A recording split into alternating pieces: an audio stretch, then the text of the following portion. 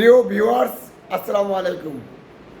দেশ ও দেশের বাইরে যারা আমার অনুষ্ঠান শুনছেন সবার প্রতি আমার লাল গোলাপ শুভেচ্ছা। আজকে আলোচনার বিষয় আওয়ামী লীগ নিষিদ্ধকরণ, জামাত ক্ষমতার দ্বার প্রান্তে। আমি গতকালকে একটা টিভি চ্যানেলে দেখতে পেলাম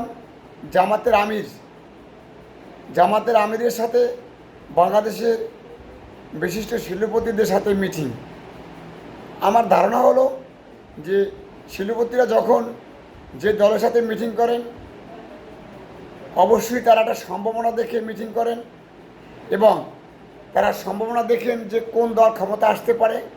বিগত এই 54 বছরে যে ইতিহাস ঘাটাঘাটি করে আমরা দেখলাম, বাস্তবে দেখলাম যে দল ক্ষমতা আসবে তার আগেই শিল্পপতিরা সেই দলের ছত্রছায়ায় বিভিন্ন মিটিং করেন। এর কারণ তাদের ব্যবসা বাণিজ্য সব কিছু টিকিয়ে রাখার জন্য।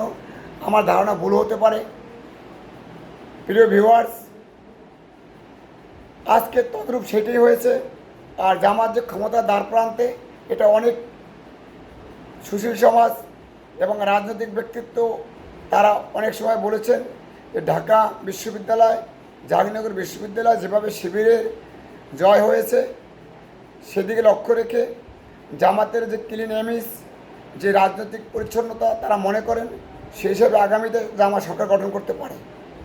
এবং তার সাথে মিলিয়ে আমি দেখলাম যে শিল্পপতিরা যে মিটিং করেছেন তারই একটা অংশ হতে পারে। আমার কথাটা ভুল হতে পারে। যদি ভুল হয় তাহলে কমেন্ট বক্সে আমাকে পরামর্শ দিবেন। আমি সেই পরামর্শগুলো মেনে চলব ইনশাআল্লাহ। প্রিয় ভিউয়ার্স, আমি আগেই আমার পরিচয়টা দিই।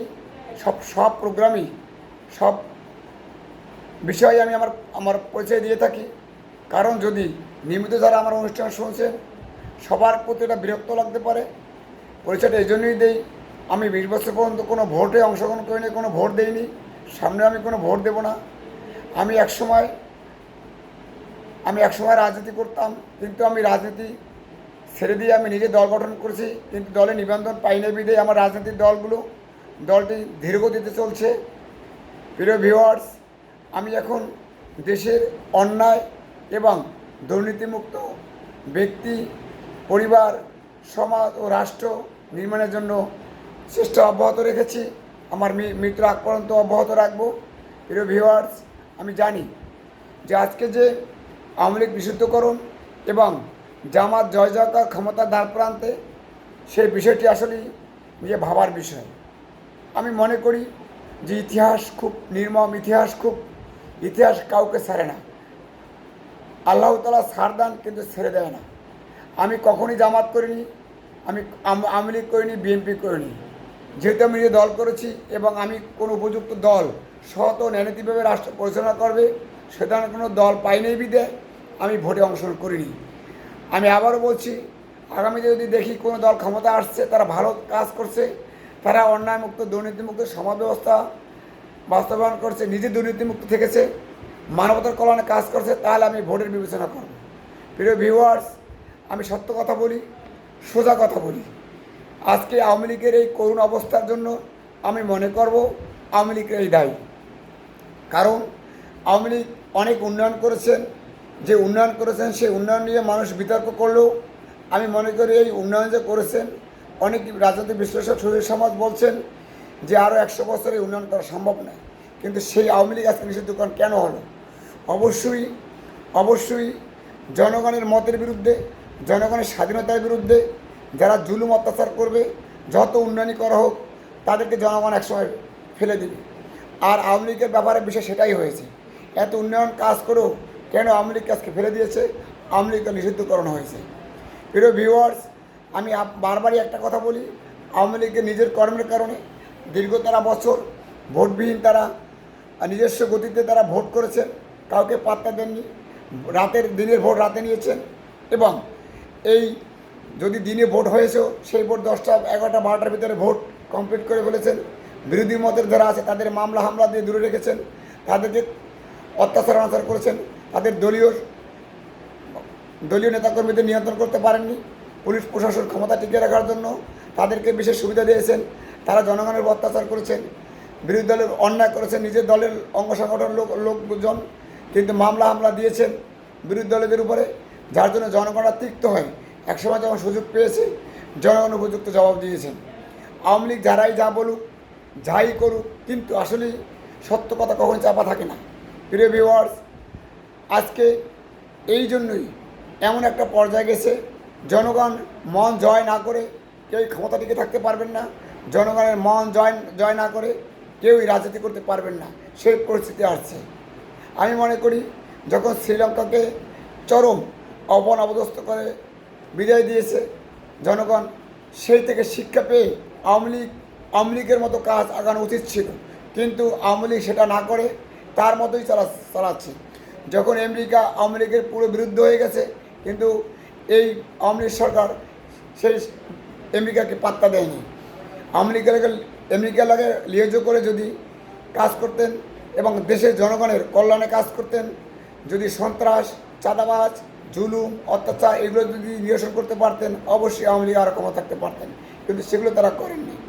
প্রিয় ভিউয়ার্স, দেখেন তার ফলশ্রুতিতে এই নেপালেও যে অবস্থা হয়েছে, নেপালের অর্থমন্ত্রীকে সাধারণ জনগণ এমনভাবে লাথি মেরেছেন, এক ওয়ালের পাশে গিয়ে দাঁড়িয়েছে, এক ওয়ালের পাশে গিয়ে আঘাত খেয়েছে।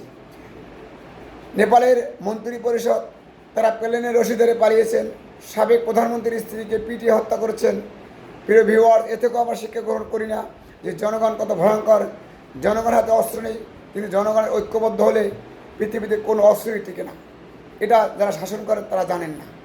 জনগণকে কৌশল করে মামলা হামলা দিয়ে মুআবজা সৃষ্টি করে ক্ষমতা থাকা যায়, কিন্তু এই ক্ষমতা চিরস্থায়ী নয়। জনগণের মন জয় করে ক্ষমতা থাকলে সেটা চিরস্থায়ী থাকা যায়। প্রিয় ভিউয়ার্স, আমি আসলে সত্য কথা বলে যাব। আবার যখন আওয়ামী লীগ সেই জনগণ পৃথিবীর সবচেয়ে নিন্দিত বিদায় দিয়েছেন, তারপরে অঘোষিতভাবে বিএনপি মনে করেছেন যে আমরা ক্ষমতায় এসে গেছি। সেই রকমই তারা চাঁদাবাজি হিসাবে খ্যাত হয়েছে, কারণ মিডিয়ায় সুশীল সমাজ, সামাজিক ব্যক্তিত্ব সবাই আজকে বিএনপিকে চাঁদাবাজ ছাড়া কোনো কথা বলে না। আমি সেই কথাই পুনরাবৃত্তি করতে চাই না, কিন্তু আজকে বিএনপিরও অনেক ধস নেমেছে এভাবে, এবং জামাত তারা অফিস, শিক্ষা প্রতিষ্ঠান দখল করেছেন। দখল করে তারা যদি জনগণের কল্যাণে কাজ করেন এবং তারা জনগণ তাকে বেছে নেবে। জামাতও যদি উল্টো পথে হাঁটেন, জামাতকেও একসময় মানুষ পরিত্যাগ করতে বাধ্য হবে। যাই হোক, আজকে এনসিপি যেভাবে আওয়ামী লীগকে হটিয়ে এনসিপি অঘোষিতভাবে ক্ষমতায় এসেছেন, যারা আসলে ইউনূস সরকার যে ক্ষমতায় এসেছেন, আমরা কি দেখলাম? মব জাস্টিস, কোনো নিয়ন্ত্রণ নেই, মানুষকে পিটিয়ে হত্যা করে, ইট দিয়ে মাথা ছেঁচে দেয়, কিন্তু কই নিরাপত্তা নেই। আজকে সংস্কার নামে যে কালক্ষেপণ করা হয়েছে, কোনো সংস্কারই আজ পর্যন্ত আমরা বাস্তবে দেখতে পাচ্ছি না। আমি জানি না ইউনূস সরকারের গন্তব্য কোথায়। প্রিয় ভিউয়ার্স, আমি আবারও বললাম, আপনাদের স্মরণ করার জন্য বললাম, দেশবাসীর উদ্দেশ্যে বললাম যে আওয়ামী লীগ তো ভারত পালিয়েছেন, কারণ ভারত আওয়ামী লীগের বন্ধুরাষ্ট্র ছিলেন। আপনারা কিন্তু ভারতও পালাতে পারবেন না, কারণ ভারত আপনাদেরকে জায়গা দেবে না, কারণ ভারত আপনাদেরকে বিরোধীও মনে করে। প্রিয় ভিউয়ার্স, আমি মনে করি যে বাংলাদেশের একমাত্র জনগণের মন জয় ছাড়া এই দেশের কারো রাজ্য পরিচালনা করার মতো কোনো ক্ষমতা থাকবে না। এবং এই যারা এনসিপি যারা আছেন, যারা বিভিন্ন চাঁদাবাজির সাথে জড়িত আছেন, তাদের পরিণতি মারাত্মক ভয়ঙ্কর হবে, যে পরিণতি বিশ্বের ইতিহাস মানুষ দেখবে। আমি আশা করি জনগণের মন জয় করে ক্ষমতা থাকুন। এবং আমি মুসলমান হিসেবে বলবো, যে ব্যক্তি মৃত্যুর পরে তার কবরের বিচার হবে, এই দুনিয়ার কাজে এই ভয় যে না থাকবে, সে কোনো রকমই দুর্নীতিমুক্ত থাকতে পারবে না। আমি আশা করি যারা মুসলমান অধিকাংশই মুসলিম দেশের, এবং তারা আল্লাহকে ভয় পেয়ে আপনার দুনিয়ার কাজ করেন, কারণ দুনিয়া জন্মগ্রহণ করছেন, মৃত্যু হবেই। লুটতারাজ, অন্যায় কাজ করে কোনো লাভ হবে না, কোনো ক্ষমতা থাকা যাবে না। কাজে আপনারা আশা করি ভালো থাকবেন, সুস্থ থাকবেন, এই আশাবাদ ব্যক্ত রেখে আমি আমার আলোচনা শেষ করছি। আল্লাহ হাফিজ।